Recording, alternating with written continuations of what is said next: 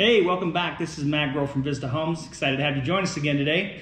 So if you remember last week we talked about footings and foundations and how those are supposed to work in a new home. This week we're going to talk about the importance of underground plumbing, electrical, and what we do below the bottom slab of your home.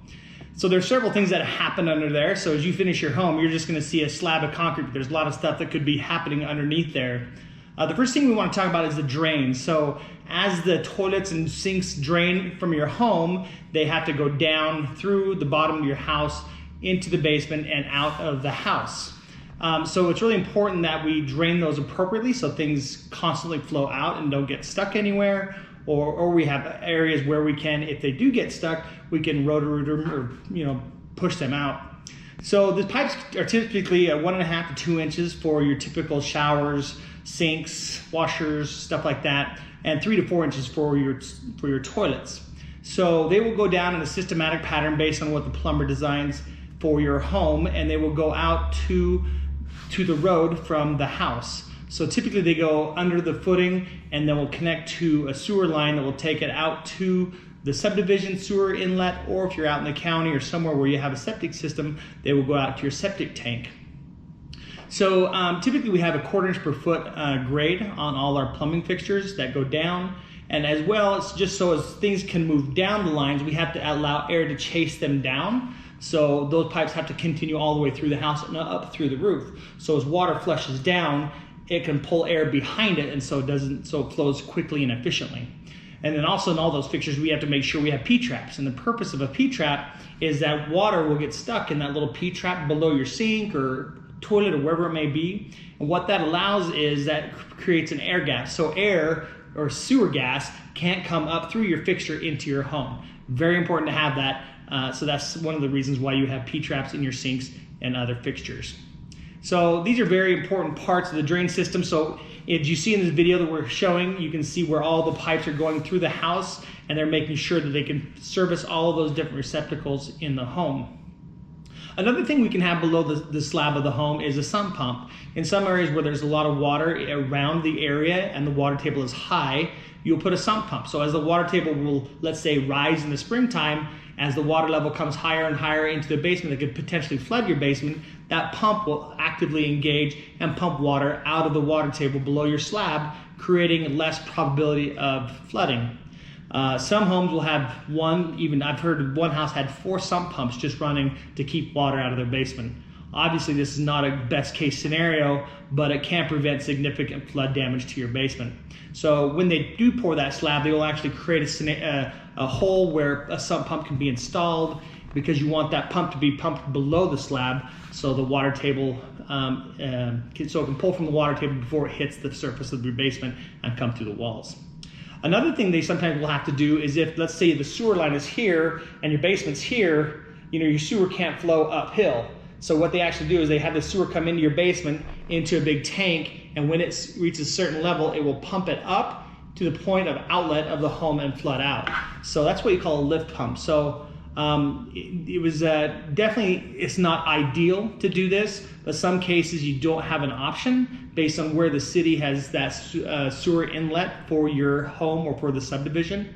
And sometimes we have an idea of where that is based on the development plan that we can receive from the developers. Sometimes we don't know until we really get in there and dig. It just really depends on what we can find out and what information we can have access to. So that's something we definitely have to keep in mind.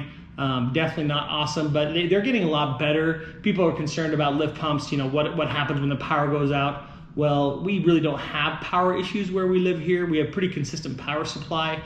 There's a lot of battery backups you can get, so they can still run. If the power's out for 2-3 days, those lift pumps can still run based off of battery that you can connect to the system. So they're pretty foolproof now. They're a lot better than they used to be. Another thing you can do is a radon system. So here in the Intermountain West, due to the rock formations and the type of soils that we have, we get radon gas that is emitted from the bedrock or the soils of where the home is built. It can come up through your basement, causing adverse health conditions. And so what you can do is you can work with a radon mitigation service, and they will actually provide a service where they'll come in before we pour the slab, create a system which will, once the concrete is poured on top of that, and you have a pump that will pump air out of below the slab and up through the house through a chimney and out. That expels that radon gas from your home environment and reduces any kind of potential issues with radon gas. We probably see, we have a lot of clients who will go get radon testing in their homes. I'd say 15-20% maybe have radon levels that are necessary to have an active radon service. Most people are okay. Typically, what we'll do is we'll just create a hole in the slab so that if you ever want to connect a radon system, you could. But that's something you may want to just do some homework around the neighborhood, talk to your neighbors, see if they've had issues with it, and then we can install that in the slab at that time. Some other cool things are in-floor heating. Now, in-floor heating is amazing. Pretty much anyone you talk to that has in-floor heating will tell you how awesome it is. It is definitely nice. Essentially, instead of having forced air blowing through your house, you run heated lines through the cement floor, and that just keeps a nice constant warm presence in your home. So you don't have that air blowing around. It just is a nice warm feeling. Very nice, but it is costly to do this. You have to have the boilers and water heating systems that will push that fluid through the floor to create that warming sensation. So if we are pouring that concrete down, we have to make sure all those lines are run in the floor. Not an easy process, but like I say, everyone that has it loves it, but definitely an expensive upgrade. I would say you probably need to budget at least $10,000 to do something like that, if not more. The last thing we do below the slab is water lines. So we have a water line that comes in from the city or from your well that will come underneath the foundation into below ground. The reason why is we want it to never freeze, and so we keep it nice and deep. It'll come up into the house of the mechanical room. From there, it will then be taken throughout the house. There's a lot of ways it can be adjusted at that point. Depending on your pressure, you'd have a pressure regulator to knock it down to a nice serviceable pressure, which is around 60-70 PSI, depending on what you like in your home. Then we also can, often before we run it through pressure reducer, we'll actually run it outside again. We'll run another line outside to service your sprinkler system. So if you don't have secondary water and you have to use culinary water for your sprinkling system, that will service that. So we do that at that time. That way it's all underground, it's done at the time, and you don't have to worry about that later when you're running your sprinkler system. So anyways, that's kind of the wrap up the underground. We appreciate your time today. Again, go like us, subscribe, share us with all your family and friends, and hopefully this has helped you understand more about the underground process of building a home. Thanks for joining us. Have a good day. Bye.